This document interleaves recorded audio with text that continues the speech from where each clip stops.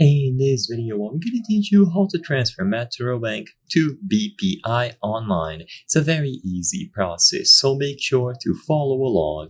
To initiate a transfer from Metrobank to BPI, you need to use the latest version of the Metrobank app. So open the Metrobank app on any smartphone, sign into your account, and once you are signed in, choose the send money option. Keep in mind that you may also be able to do this through the online banking services, but I'm going to teach you how to do it through the app.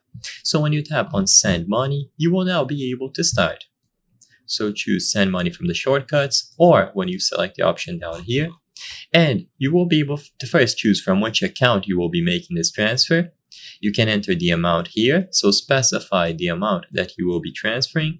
And finally, when you choose the recipient, you will be able to select unenrolled account. So choose unenrolled account, choose between individual or organization, and finally on the bank, this is where you will be able to find and select BPI. So tap on the option to customize the bank and use the search function to look for BPI, or browse through the letters here until you find BPI.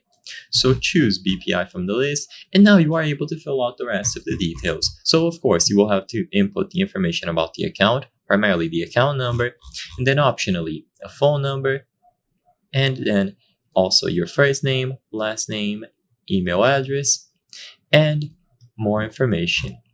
Now, at the bottom, you will see the transfer services. You will have InstaPay and PesoNet. Both of these will have different transaction fees, so you can see here that PesoNet is slightly more expensive, and they will have slight differences in what they offer.